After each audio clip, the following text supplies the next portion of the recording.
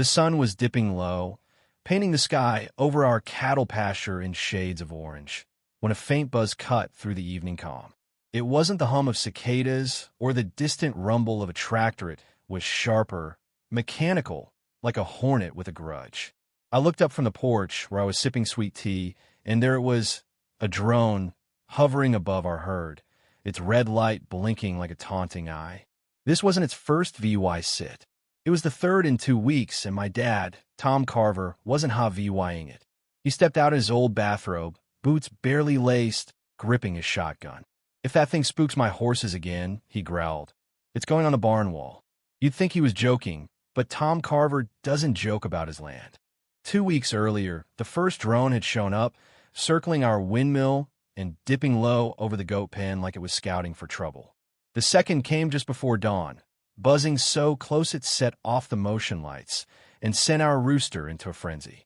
Now, this one had the gall to interrupt Sunday dinner, right as Mom, Clara, was blessing the cornbread and garlic roast. The buzzing started soft, then grew louder, rattling the windows. My little brother, Ethan, bolted to the porch, yelling, "Dad, that flying spy's back." The whole table stood like we'd been training for this. Dad didn't speak. He just narrowed his eyes at the blinking light over the pasture, grabbed his leather belt, slung the shotgun over his shoulder, and marched out like a man possessed. We watched from the porch as the drone moved with purpose, not like some kid's toy. It glided smoothly, circling the livestock, then zoomed toward the stables, close enough to make the horses snort. That's when we heard the shotgun rack. A single shot tore through the valley, not aimed, just a warning, like a wolf marking its territory. The drone jerked, then hightailed it toward the eastern hills. We didn't need to say it out loud. Someone was watching us. Someone with fancy gear thought our ranch was their playground.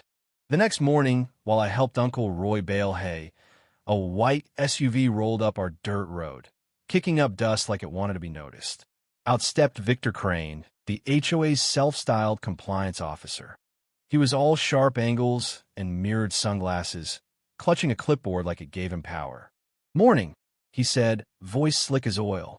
"Hear about some violations from a recent perimeter check." Dad wiped his hands and walked over slow.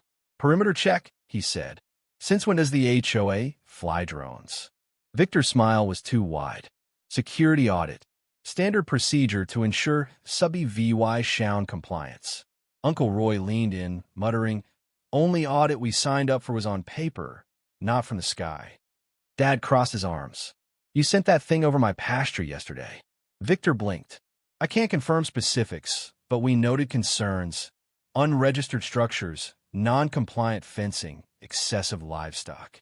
Our ranch had been in the family for decades, long before the HOA built their cookie-cutter houses a mile away and redrew borders in some shady town meeting we weren't in VY TED to. Now Victor thought he could buzz our cows and call it community safety. Dad asked for paperwork. Victor had none, just vague threats and a laminated HOA mission statement worth less than the paper it was printed on. He rattled off nonsense about animal waste, unapproved fences, even our firewood stack. Uncle Roy nearly choked laughing. "You spying on our woodpile now?" Victor didn't flinch. "We take zoning seriously. Resistance could mean penalties." Dad just smiled, slow and cold. "Guess we'll keep our wood neat, then." That night, we set up defenses. Dad and I rigged motion sensors near the tree line, where we'd spotted tire tracks just outside our fence close enough to launch a drone, but beyond HOA turf. We mounted 3 trail cams, an infrared sensor, and Dad's old Army signal meter, jury-rigged with duct tape and a ham radio coil. "If they can fly spies over my horses," he said, "I can build a scarecrow with teeth." Mom wasn't thrilled. She hated drama, but even she admitted things were getting creepy when, around midnight, that hum returned. Closer, slower. Dad grabbed his thermal binoculars and spotted it low over the hills. "Want a better look tonight," he said. I stayed inside, heart pounding, as he stepped onto the porch like a gunslinger.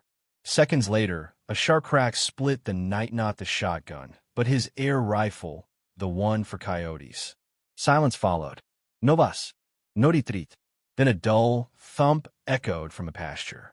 Morning light revealed the drone, twisted in the dirt, lens cracked, one propeller snagged with horsehair from the fence.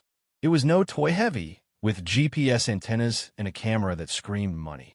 Dad turned it over like a hunter inspecting a kill, then pulled the SD card with careful fingers.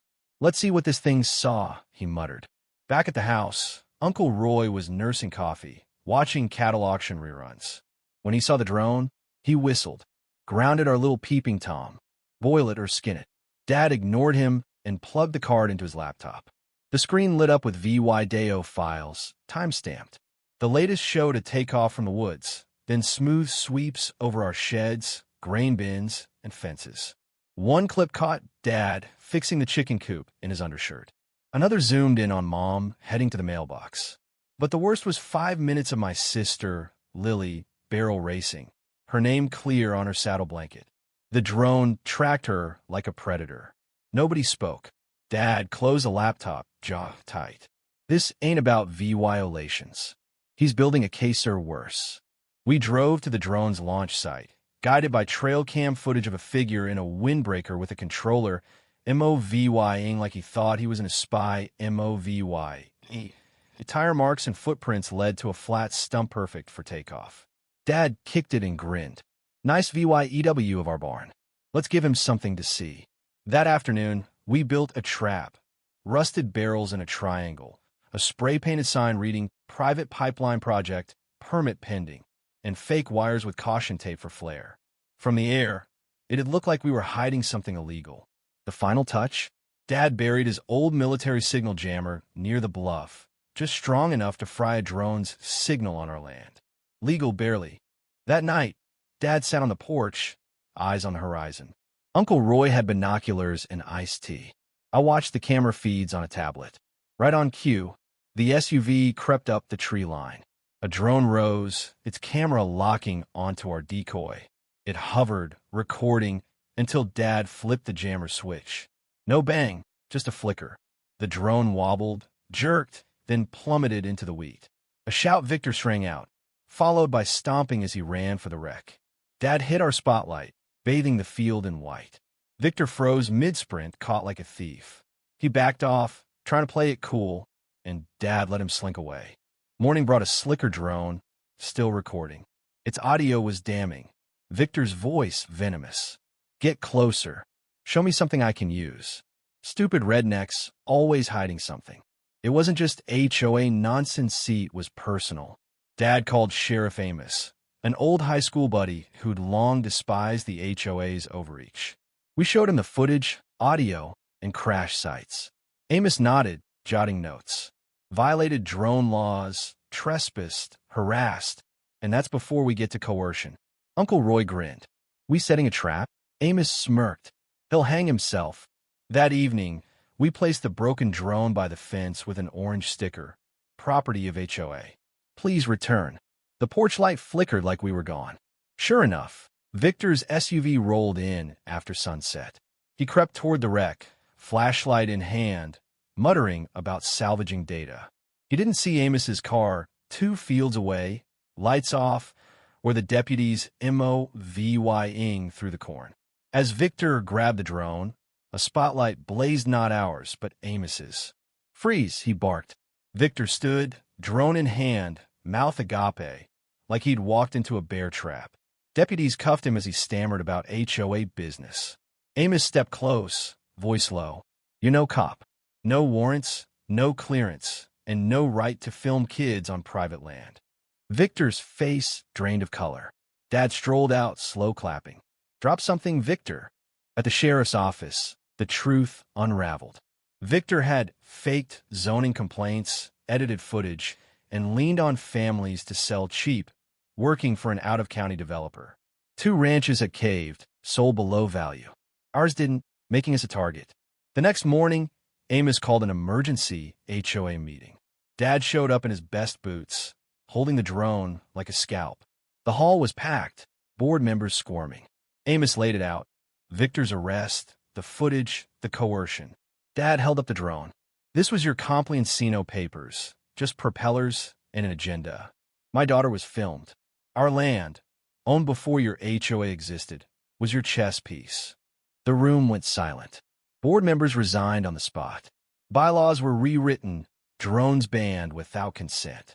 Victor's SUV was auctioned, his reputation dust. Peace settled over the ranch. No buzz, no clipboards. Dad mounted the drone on the barn wall, between his army boots and Roy's old saddle, with a plaque, "Flight ended by bad choices." Uncle Roy stared at it. "Think he'll try again?" Dad laughed. "Only if he wants to be mounted twice." We grilled steaks that night, sat on the porch, and savored the quiet. Justice didn't need fireworks, just the calm of fight one. What do you think? Was Dad right to shoot down the drone? Or should he have played by the rules?